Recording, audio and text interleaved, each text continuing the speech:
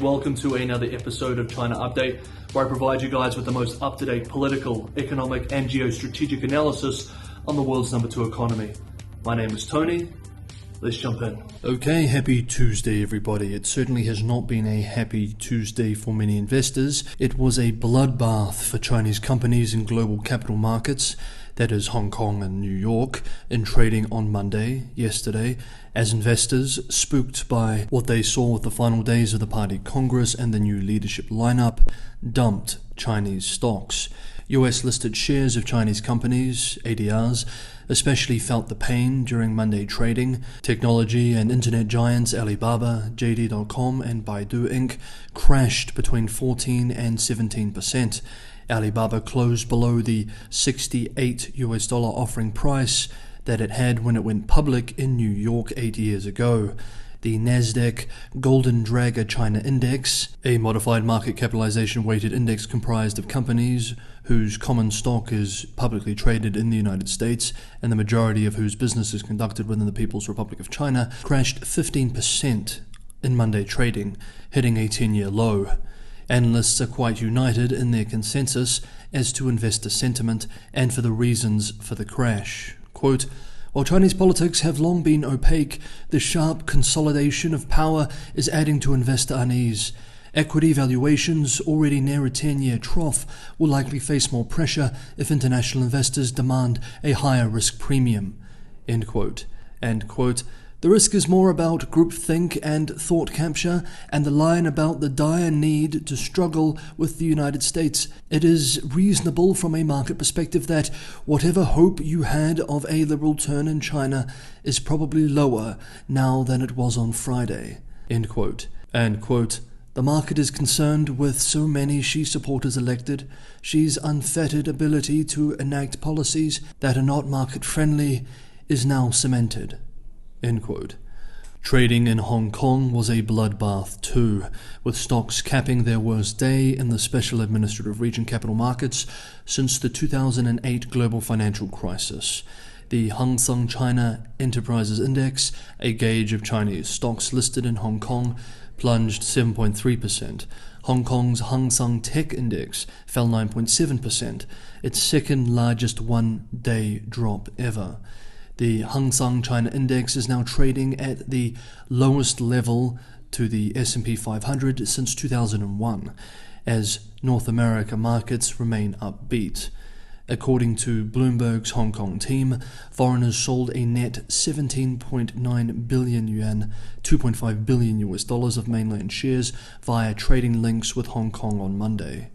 Quote, "The Hong Kong market is seeing a panic selling moment. While China reported macro data that bet expectation, the market is on a way down, as the leadership reshuffle and tensions between China and US continue to drag down sentiment and adds uncertainty." End quote. The CSI 300 index, designed to replicate the performance of the top 300 stocks traded on the Shanghai Stock Exchange and the Shenzhen Stock Exchange, was down 3%. China's currency weakened to a 14-year low also, sinking past 7.3 per US dollar. China's high-yield dollar bonds dropped about 1 to 3 cents on the dollar on Monday too, and almost every analyst agrees things were bad. Quote, "We've warned that global markets are looking at China in a new light ever since Russia invaded Ukraine. We were tracking the largest ever outflows from China before last week's National Congress. These outflows will now likely become a torrent. Markets have changed on China." End quote. And more bluntly, quote, "The market situation currently might be the worst I have seen in my career. Sentiment is even worse than the 2008 global financial crisis." End quote. Next up, the Chinese economy.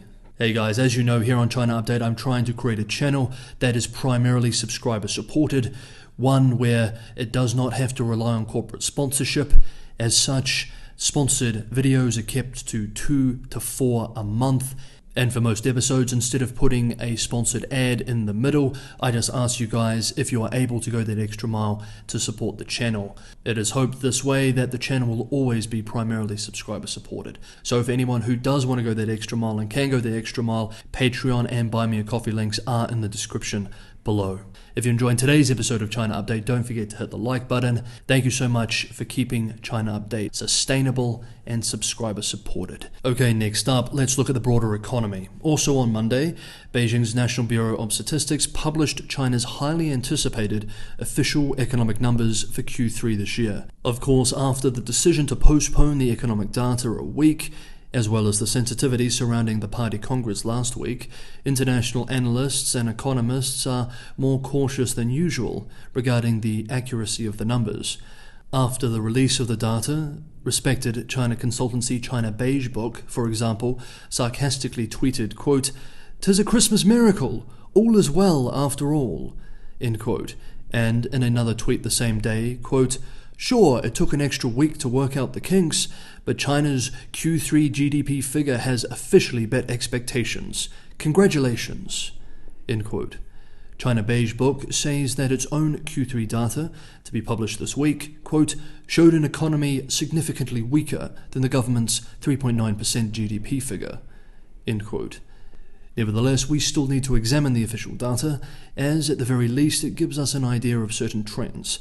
We will soon see too that while the headline growth rate looks decent, a closer look shows that Q3 did not see particularly healthy growth, nor sustainable growth.